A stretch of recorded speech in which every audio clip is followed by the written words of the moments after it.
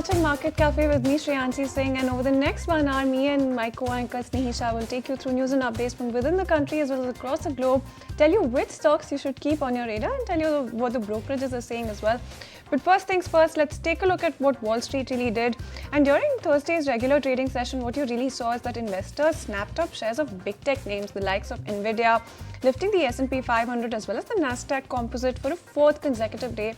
So those are the kind of gains that we saw come in for all of those indices. The broad market index is now down just about 0.9% in September and stands about 1.3% from its record as well.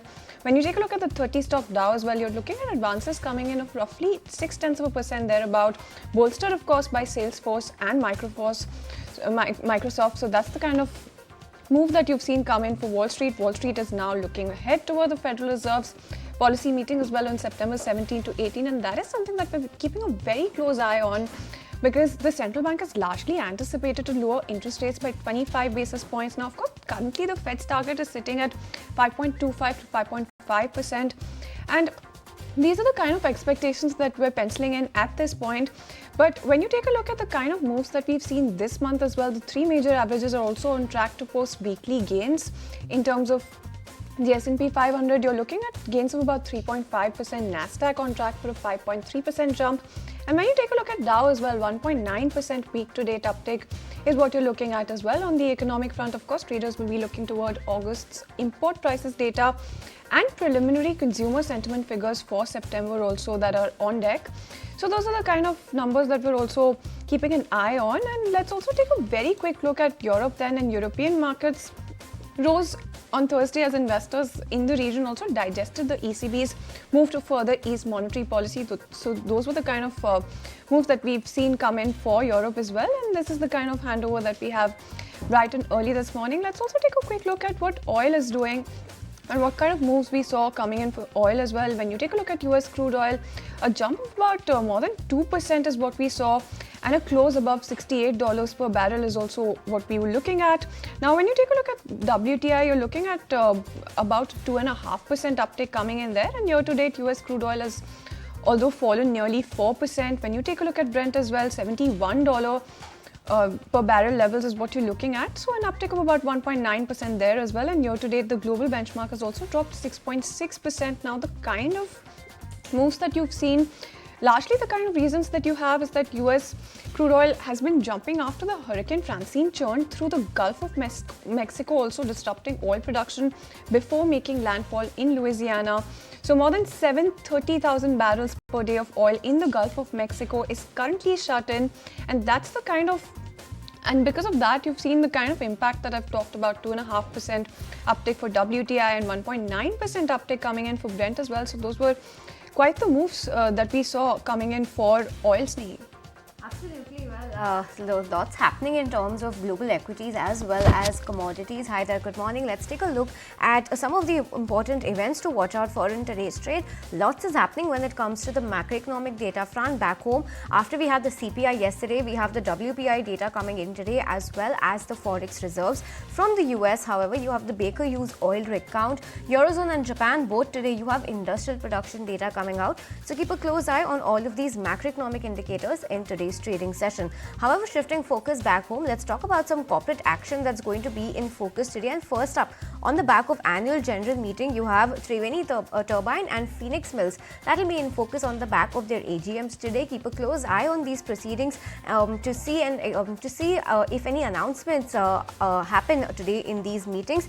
And in terms of dividend, you have BEML, Glenmark Pharma, GRSE and Hudco that will be trading ex-dividend in today's trading session. So, well, yes, lots to watch out for in today's trading session, because you also have later in the day, you also have Supreme Court that's going to be ruling on Arvind Kejriwal's bail petition in the Delhi excise policy. However, that is not going to have a direct impact on the markets at all, but it's going to be an interesting development given how long this has been going on for. So yes, keep a close eye on all of these cues in today's trade.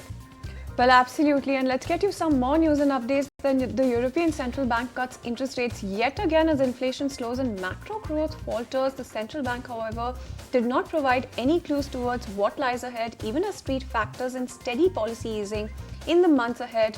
The bank has lowered its deposit rate by 25 basis points to 3.5%, following up on a similar cut in June as inflation is now within that 2% target as well. In fact, let's also listen into what ECB's President Christine Lagarde had to say then. Domestic inflation remains high as wages are still rising at an elevated pace. However, labor cost pressures are moderating and profits are partially buffering the impact of higher wages on inflation. Financing conditions remain restrictive and economic activity is still subdued, reflecting weak private consumption and investment. Staff project that the economy will grow by 0.8% in 24, rising to 1.3% in 25 and 1.5% in 26. Okay, so that's the word coming in from ECB's Christine Lagarde, but we also caught up with Geoffrey Dennis, the independent emerging markets commentator, discussing the ECB's move to cut its key deposit rates, and he also touched upon the scope for interest rate cuts by the Federal Reserve as well. Let's go across and listen in to what he had to say. I don't see a recession, frankly, in either of these two sets of economies, and I think, therefore, the ECB was right to cut by 25 basis points only today, and for Christine Lagarde to say that she would be data dependent and would go meeting to meeting, as opposed to giving the market any real outlook for the next several meetings at this point. I think there is much more scope for interest rates to come down more significantly in the US over the next 12 months than in Europe, or perhaps I should say than in the EU, the euro area.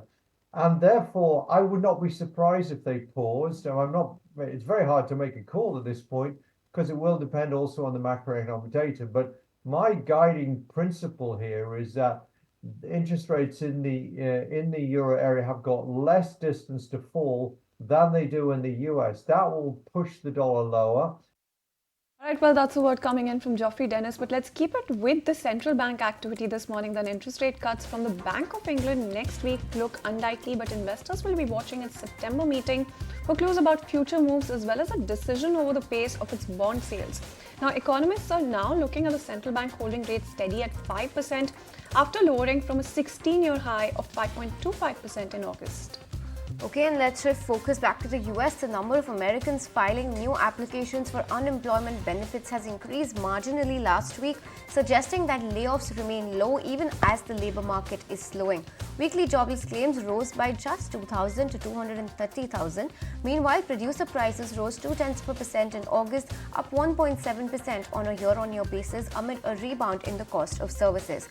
The combination of a fairly stable labor market and lofty inflation further diminished the chances of the Fed Reserve cutting interest rates by 50 bips. Although a rate cut from the Fed is imminent, questions arise on the quantum of the same. And to discuss more on this, we caught up with Anurag Singh, the managing partner at Ansett Capital. Let's go across and listen in to what he thinks could be the Fed's potential move in this upcoming meeting. Between the 5.5 to the end state of 3.5 by 2026, there are about 8 rate cuts to go. And there is about almost a 2-year time frame for the Federal Reserve to achieve that. So any point expecting a 50 basis point unless there is a crisis is kind of wishful thinking. So I think I was not expecting market can make its conjectures. But yeah, of course, I mean, that's a reality check. It's out of the window. The dollar index and plus, other 6 currencies, how do they interact and behave? Much depends on relatively how other central banks are doing, because this time it was a global inflation and then the global rate hike, and then the ECB has already cut 50 basis point. I doubt dollar index will fall below 100 much because relative basis it is still doing well, right? And US economy is still the most robust, so US central bank has the best position to start the rate cut cycle vis-a-vis other economies, especially European Union, right? So that limits the extent to which dollar can fall. Right? All right, well, let's keep it going with the macros then. India's retail inflation surged to 3.6% on an annualized basis for the month of August. That figure is put against the 5-year low of 3.5%. Food prices, which accounts for almost 50% of the inflation basket, was up to 5.6% from a 13-month low of 5.4% in the previous month as well. But what's important to note is that going forward, a weak rupee coupled with monsoon-related risks is also expected to keep inflation pressures elevated in the near term. In fact, we did catch up with experts, Upasana Bharadwaj, senior economist, Kotak Mahindra Bank, and let's just go across and listen into what she had to say then. This quarter was supposed to be a very low quarter average inflation. So it's not really surprising. We too were at 3.6%. So the number is there where it was expected. The bigger point here is, of course, that RBI had revised up their second quarter, inflation estimates to 4.4%. And now this number seems to be clearly almost at least 60 basis lower than what RBI has revised it up from. So, the number which was earlier there of around 3.8% average for second quarter, that is where we will be probably. And that is something which definitely provides room or comfort to RBI. But that's not good enough because we also need to keep in mind that this is all base effect playing out. It is the second half of the year which is going to be very crucial. And that is where we are looking at an average of 4.5%. So, we do start moving upward in terms of inflation trend in the second half of the year, which is going to be more again trending a little over 4.5%, also one or two readings towards the last quarter. And that is something which RBI will be watchful about.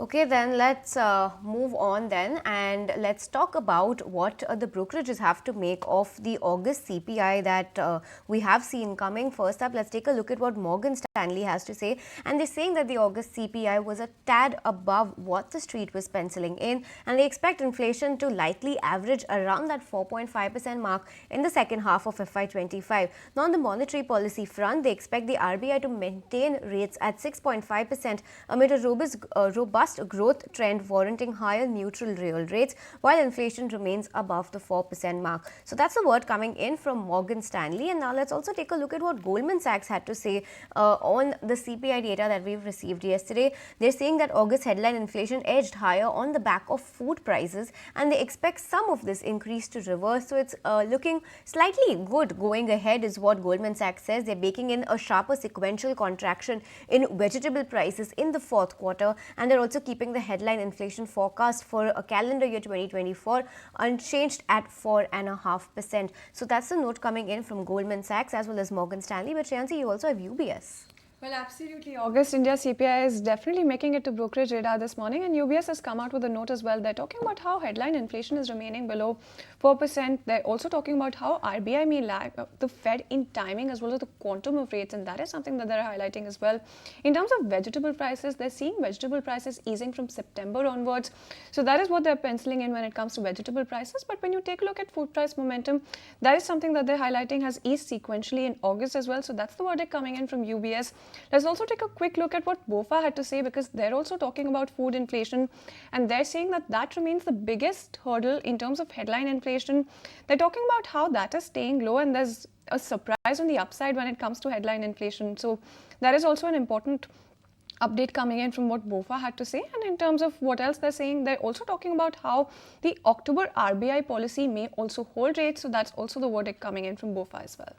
All right, so two major events to in fact watch out for: the Fed's action next week and what the RBI will do in its next monetary policy meeting as well, given that the inflation has come in slightly higher than what we were expecting and the street was expecting as well. But let's shift focus, get slightly stock specific on Wall Street, and shares of software maker Adobe fell more than 9% after the company issued a soft revenue guidance. The company sees revenue between $5.5 billion and $5.55 billion. The guidance was adjusted. Earnings per share came in at $4.63 to $4.68 per share. Meanwhile, the third quarter adjusted earnings and revenue beat estimates. Alright, shifting focus, then Microsoft has announced another round of layoffs affecting as many as 650 employees in its Xbox division. The job cuts are part of a broader restructuring following the acquisition of Activision Blizzard. Move marks also the second major workforce reduction of the year within the gaming division. The company had eliminated approximately 1,900 positions at the start of the year. Alright, on that note, we'll slip into a very short break on this edition of Market Cafe. When we return, we'll take a look at how the Asian markets have opened up this morning. So you stay tuned, we'll be right back.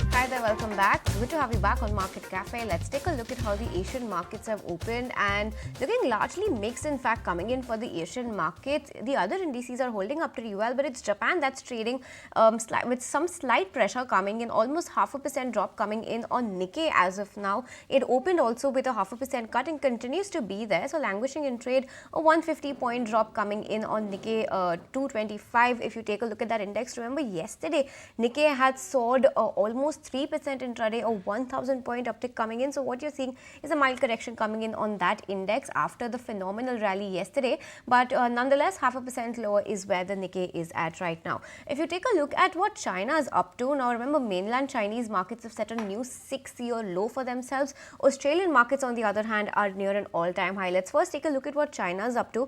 China's CSI 300 was marginally lower on opening. It hit its lowest point since January 2019. Shanghai, however, is looking slightly optimistic, a 0.2% uptick coming in on Shanghai as of now. If you take a look at what Hang Seng did, it gained almost 1% at open and continues to build on to those gains. Hang Seng looking strong at the moment, roughly a 200-point uptick coming in on that index. Next up, let's take a look at Australia because ASX 200 gained 0.5%, nearing its all-time high of 8,148.7. Currently at 8,100 is where that index is, so very close to its fresh record high coming in, a 0.3% uptick coming in on ASX as well. Lastly, let's take a look at South Korea's Kospi. That was higher by almost 0.1%, but absolutely flat right now. Not doing much is the Kospi, but just dilly-dallying between the red and the green. Very flat moves coming in on Kospi right now. But if we shift focus back home, talk about where we shot yesterday's trading session. After a phenomenal rally that we've seen in Nifty yesterday, we shot shop at 25,389. Fresh record high levels coming in for our markets on Nifty and Sensex as well yesterday. If you take a look at implied is at 25,389, exactly where we shut shop on the spot basis. So absolutely nothing penciled in for us this morning on the spot. But if you take a look at the futures, a roughly 50-point uptick is what is penciled in for us this morning. Rather subdued start, but given we've had very strong handovers coming in from the US and Europe. However, on the other side, our CPI data may weigh on the Nifty today, especially after the run-up that we've seen yesterday. So let's just buckle up for today's trade and see what happens. Well, absolutely buckling up for today's trade, but we also have a power pack lineup for you on the market at 9:20. We'd be in conversation with Vetri Subramaniam, CIO at UTI AMC, to talk to him about the trends that he's seeing shape up in the market. 9:30 then, we'd also be discussing the growth roadmap of PNB Housing Finance with Girish Koski, the MD and CEO of the company, and to decode the trends that we are seeing in Motown. We're also going to be in conversation with Rakesh Sharma, ED Bajaj Auto at 9:40, and to decode whether luxury demand is slowing down at 9:50. Sharad Kachalia, Director, Navneet Motors, will be talking to us. After that, we also have Gopal Balachandran, CFO and CRO at ICICI Lombard, to discuss whether there are more hikes in insurance premiums on the cards, and to discuss the hospitality boom at 10:20. We'd be in conversation with Ajay Bakaya, Managing Director at Sarovar Hotels, as well as Rajesh Magao, the co-founder and Group CEO at Make My Trip. Alright, well, lots to watch out for and look forward to in terms of conversations with market guests as well as a whole host of managements.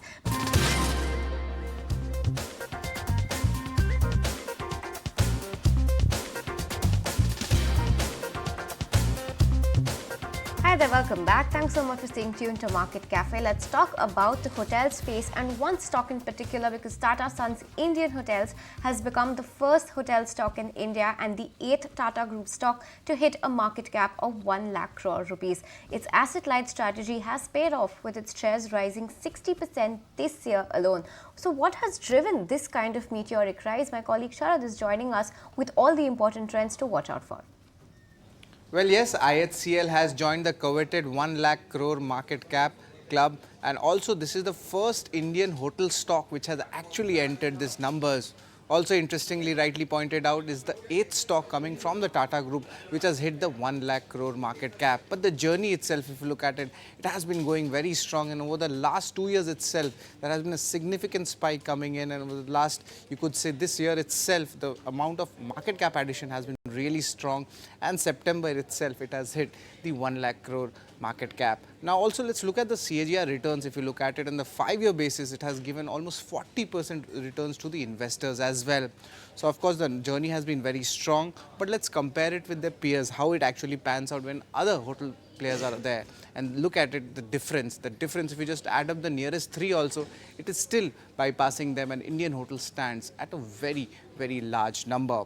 Also, let's look at the calendar year returns, how it has actually panned out. And of course, 2019 and 2020, there was an aberration in the hospitality segment, and that is the impact there. But after that, from 2021, from 2022, there has been a significant up move when it comes to the Indian hotel stock moves. And even in 2023 itself, it was 37.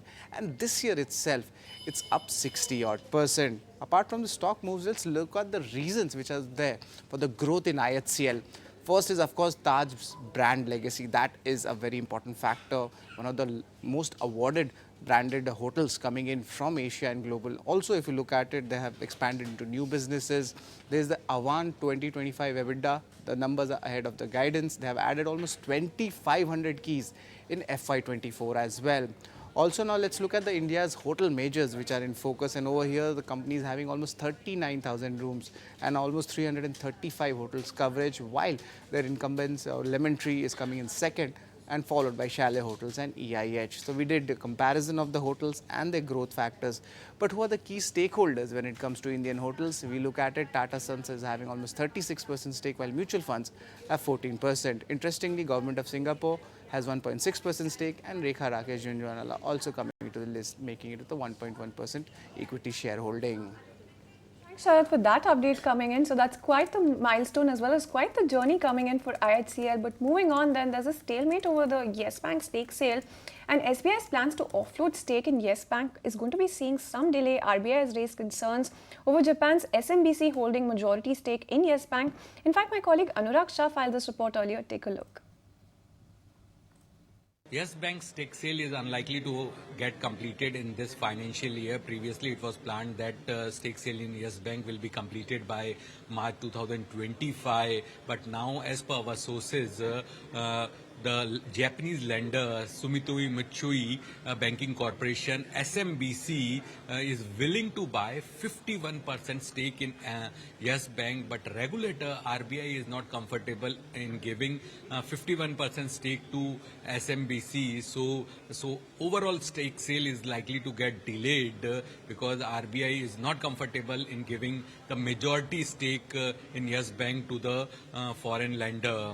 SBI, State Bank of India, is holding at 24% in Yes Bank, and SBI has also said that they were hoping that deal may get completed by March 2025, and RBI fit and proper status is required. There were two another players were also in fray to acquire the stake in Yes Bank, and the Japanese lender SMBC was interested, but they didn't get the approval from RBI to acquire 51% stake. So overall deal is likely to get delayed. All right, well then, in an exclusive chat with the National Bank for Financing Infrastructure and Development, which is the BFID, MD Rajkiran Rai talks about the infra financing space in the country. He shares how the demand has surged, but the industry is waiting on final guidelines from the RBI. Take a look. About the sectors which are gaining traction, actually there are two major areas where a lot of financing is happening. One is the road side and another the energy side. Road is mainly HAM and other projects basically, and a lot of InvITs also are getting financed because road sector में जो project completed है वो InvIT को move हो रहा है.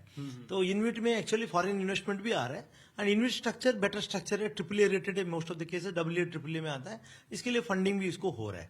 बाकी तो energy sector में mainly renewable space में lending हो रहा है, and इसमें transmission भी आता है energy sector में. ये major chunk है आज के दिन में, बैंक funding और NBFC funding major chunk इधर जा रहा है. बाकी तो sectors है but छोटा छोटा financing हो रहा है. Regarding the project finance norms, actually it is premature for me to make a comment actually, because अभी RBI ने कुछ draft guidelines दिया. No, sir, I just mean to ask that the provisioning will increase 10 times from present 0.5% to may go up to 5%. So final guideline आने दीजिए. Okay. Final guideline आने दीजिए. अभी देखिए आरबीआई ने कुछ ड्राफ्ट गाइडलाइन दिया, इसके बाद पूरा इनपुट गया है सिस्टम से, तो इंडस्ट्री भी कंसर्न है. तो इसको एक्चुअली अभी आरबीआई अभी बहुत बार बोला है that we are processing all this inputs and then will take the final call. जब फाइनल कॉल आएगा तब देखेंगे अभी ये कैसे शेप होता है. Okay. And sir, for infrastructure financing, according to you, what are the other avenues which can be tapped in and the challenges going ahead? Actually देखिए इंडिया में एक बहुत अच्छा डेवलपमेंट हो रहा है 4-5 ईयर्स में. डोमेस्टिक हाउस होल्ड सेविंग्स है ना, पहले जो ज्यादा बैंक डिपॉजिट्स में आता था अभी अलग अलग एरिया में जा रहा है. मेजर चंक एक्चुअली अभी इंश्योरेंस पेंशन फंड में भी जा रहा है. Moving on then and shifting focus to the Adani Group, in a release statement, the Ports to Power conglomerate has denied all allegations on money laundering, saying they have no involvement in any Swiss court proceedings, nor do they have any of their company accounts subjected to sequestration by any authority, condemning all allegations. The company added that they have not received any requests for clarification or information from any kind of regulatory authority. Okay, on that note, we slip into a very short break on this edition of Market Cafe. More stock-specific news and updates on the other side of this break when we return.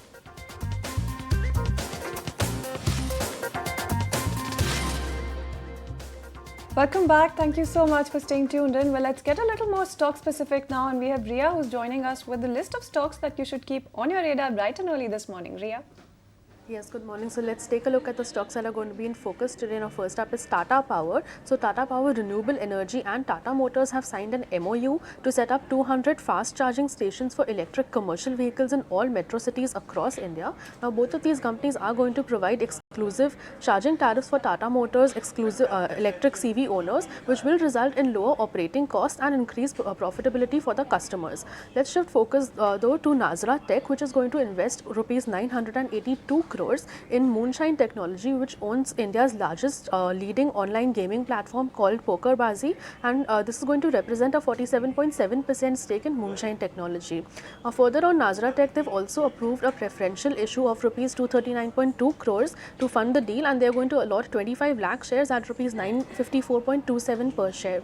We also have Power Grid in focus today. So the company has been declared as the successful bidder under the tariff-based competitive bidding to establish an interstate transmission system for the augmentation of transformation capacity at Gujarat. Lastly, we have BPCL in focus. Now, the management has approved entering into a joint venture agreement with Sembcorp Green Hydrogen Private Limited in the domain of renewable energy and green hydrogen. They are also going to enter into a joint venture agreement with GPS Renewables Private Limited for setting up compressed biogas or CBG plants across India. Further on BPCL, the company has also approved the augmentation of the Cochin pipeline and the Irkur pipeline, along with setting up a new pipeline at Kerala. Now, the CCKPL pipeline is going to add 3.7 MMTPA to the current 3.3 MMTPA, and on the IDPL pipeline, they are going to add 1.1 MMTPA to the current 2.4 MMTPA for a total investment of rupees 1,138 crores. So we're definitely keeping an eye out on all of these stocks today. All right, well, Riya, thank you so much for taking us through that entire basket of stocks that will be in focus. But let's also talk about Tata Motors, because that stock will also be in focus on the back of bullish brokerage reports coming in this morning from JP Morgan as well as Bank of America. Janay is joining us to help understand the rationale this morning. Good morning, Janay. Well, yes, Tata Motors will definitely be in focus. We have a report by JP Morgan on maintaining the overweight rating with a target price of ₹12.50. Now, what they say is the profit warning by peers is not alarming, and they see the underlying trends stable. They believe that the India trends will remain volatile in near term, and the stock performance will hinge on the performance of JLR. But the China trends are something that is worrying JP Morgan. They believe it is currently being offset by a strong sales in UK and US, as well as a consistent mix improvement. Now, they believe that the stock could re-rate over a medium term as the balance sheet further strengthens and the EPS volatility reduces. Moving on, BofA also maintained their buy rating and they given target price of ₹12.80. Now, what they believe is that the rise in US JLR incentives is not alarming. They do not expect any impact on JLR volumes or margins to be disproportionate as being feared. Now, with 1 year view, they see risk reward in favorable of the stock and seeing an upside of about 30%, as they believe that balance sheet deleveraging and corporate restructuring, that is demerger, is well underway. Thanks, Chinay, for that update coming in. So looks like Tata Motors is definitely in focus on account of that, and there's a re-rating that is also on cards. But there's a lot of action when it comes to the world of mutual funds. Absolutely, Shansi. You know, it's looking very interesting this time. What we've seen, what mutual funds have bought and sold for the month of August. Now they've deployed 38,200 crores in cash in the Indian secondary market versus 37,100 crores. So there's an uptick on that front, looking very positive. Ex-NFO's net flows were at 27,100 crores versus 23,300 crores. So an uptick on that front as well. And now overall, on a consensus basis, you have mutual funds have added exposure in discretionary, IT, healthcare, whereas they've reduced exposure in industrials, financials, and as well as the auto sector. The cash level was at 5.1% of the AUM compared to the 4.6% in July 2024. On a month-on-month basis, cash levels in AUM have gone up slightly as well. Let's take a look at what these portfolios are looking like. First up, on the back of large cap stocks, buy calls coming in for Tata Motors, Zomato, Power Grid, Axis Bank and Canara Bank. These are the stocks that mutual funds have overall added to their portfolio, and they've reduced exposure in HDFC Bank, Coal India, Union Bank, GAIL as well as PNB. From the mid-cap basket, GMR Airports, Nykaa, Delivery, Kalyan Jewellers and HPCL make it to the buy side. However, Vodafone Idea, Suzlon, Indus Towers, SAIL and Ashok Leyland have come towards the sell side. Lastly, let's take a look at what small cap the small cap portfolio looks like. Buy side, you have Restaurant Brands, Lemon Tree, HFCL, Aster DM and RBL Bank. On the flip side, however, mutual funds have on an overall basis sold Engineers India, Patel Engineering, India Cements, First Source and NBCC. Now, what are the conclusions from this list? What do we understand on a month-on-month basis?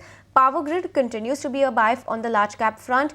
From the mid caps, GMR Airports and Nykaa continue to be a buy from July. However, Vodafone and Indus Towers continue to be a sell. Suzlon has moved from the buy side to the sell side. And lastly, from the small cap pack, you have Restaurant Brands and RBL Bank. They continue to be a buy. However, NBCC has moved from the buy side to the sell side. So largely, this is what the portfolio holdings for the month of August look like for mutual funds. Alright then, so that's a lowdown coming in on mutual fund activity in August. But let's get back to looking at stocks that you should keep on your radar bright and early this morning. And Gaurav is standing by with a snapshot of the list of stocks that brokerages are keeping on their radar. Well, yes. First, let's talk about Bajaj Finserv, because MK has now initiated with buy rating at a target price of 2,150 rupees on this counter. What they believe is that company is an established business with Bajaj Finance and General Insurance at its backbone. When we talk about life insurance segment, company has a business in life insurance as well, which is another top non-bank owned franchise. When we talk about the new businesses, they have businesses like AMCs and securities, which completes the product suite. And at the same time, what MK believes is that this company's consolidated PAT can grow at a compounded level of 24% over the next 3 years to come up to a target price of 2,150 rupees. Apart from that, let's also watch out for some stocks which are buzzing on the back of the tariff hike. Now, Jefferies has come up with an upgrade on a few stocks. So for Bharti Hexacom, they have upgraded the rating to buy and also hiked the target price to 1,600 rupees per share, because what they believe is that Bharti Hexacom is a best company when it comes to tariff hike. They have raised FY26 and FY27 revenue estimates almost by 5 to 12%, and what they believe is that they are expecting 10% tariff hike in the next few quarters. Apart from that, they have also increased the target price for Bharti Airtel to 1,970 rupees versus what it was at 1,760 rupees, because what they believe is that this company can also deliver around growth of around 23% in terms of EPS, and Bharti Airtel should sustain the higher valuations that we are seeing on the back of the tariff hikes. Lastly, let's also watch out for Zomato, because Bernstein, while maintaining outperform rating, has increased the target price to 330 rupees. What they believe is that quick commerce is actually an economy which is continue to break all the stereotypes, and in this, Zomato is a leader in the quick commerce economy, and they are also prioritizing long-term leadership over the short-term profitability, and that is why they are actually being very bullish on Zomato with increased target price. So definitely watching out on all these counters on the back of the brokerage note that we have received today. You know, interesting to see Bernstein has finally matched Jeffrey's target for Zomato coming in at 330. But Gaurav, while you're with us, ICICI Prudential Life will also be in focus in today's trading session on the back of its analyst meet takeaways. Now, the highlight of the company's strategic vision along with its operational and tech capabilities is something to watch out for. Where does the company see opportunities? What are the key takeaways from this meeting? Well, yes. When we talk about ICICI Life Insurance, now they have come up with with a medium-term outlook as well as some technological capabilities that they have showcased during this meeting. What they say is that there are opportunities to sell on all sides across the all the age spectrums for selling long-term servicing, protection, savings, health, and retirement products. What they believe is that there are opportunities which are well supported by IRDAI's vision to achieve life cover, health cover, and old age security for all citizens by FY27. They actually welcome the recent development that IRDAI has done in terms of facilitating business expansion and protect policyholders' interest. What they are saying is that the company is actually customer centric and its core is basically driving by sustainable VNB growth, and that is why they are very focused on the VNB growth. And lastly, they have also highlighted that the company has actually outperformed the sector in the last 3 quarters in terms of RWRP, and they will continue to do so. So definitely watching out on ICICI Life also on the back of the bullish outlook that has come from the management. Alright, thanks Gaurav for joining us with that update, but let's keep it going with brokerages. CLSA has come out with a note on Hindalco as well as DLF. They're maintaining a hold rating on DLF and an outperform rating on Hindalco. In fact, Ashesha is standing by with more details on their rationale. Well, yes, first up, let's talk about Hindalco. Very positive management commentary that has come in from the CLSA conference, where the management says that the ongoing capex plans will drive earnings growth for the next couple of years. Remember, they've given a guidance of $525 per ton, EBITDA per ton guidance for the near term, and $600 per ton guidance for the medium term, and they continue to reiterate that EBITDA per ton guidance. They also say that they are maintaining, CLSA in fact maintains its outperform stance on the stock with a target price of 760. They say higher downstream capacity expansion, coal security and alumina expansion are likely to drive India earnings growth story. So very positive report on this one. Apart from this, let's also talk about DLF because CLSA has maintained its whole stance on the stock with a target price of 775. Some important management commentary that has come in, where they say that the company continues to focus on profitable growth and execution. As far as company's expansion plans are concerned, they continue to remain very positive on the NCR market, and they do not believe that NCR market is overheated at the moment. But unlike peers, they do not aim to expand pan-India, and they are selectively focusing on certain markets of Noida and Mumbai. Apart from this, they also expect EBITDA and cash flows to grow at a much higher rate than anticipated earlier. So very positive report on both Hindalco as well as DLF. For DLF, they are maintaining their whole stance with a target price of 775. Thank you so much for taking us through both of those notes coming in this morning. So both of those stocks will be the ones to watch out for in today's trade. But let's step away from the world of markets, talk about what's been happening globally. In a major reprieve, a court in Georgia has dismissed 2 of the 10 criminal charges against Donald Trump and 1 other charge against his allies for the alleged attempts to interfere in the 2020 presidential election. 3 other charges against Trump were dropped earlier this year after the court ruled that the charges lacked detail.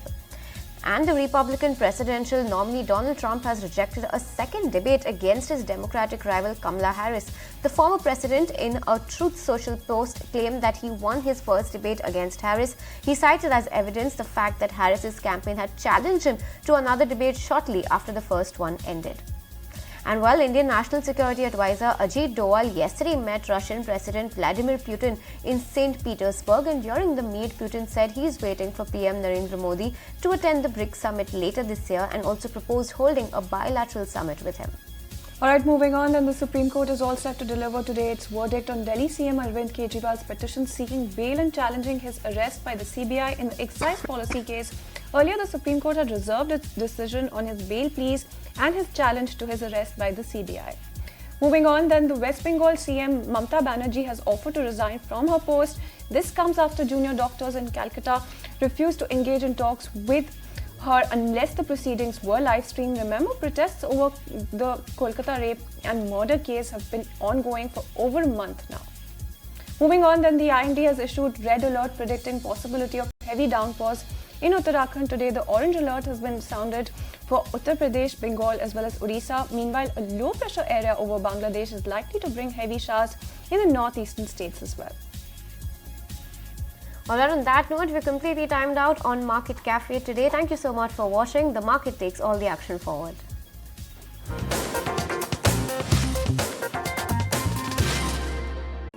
If you like this video, then like, share and subscribe to ET Now.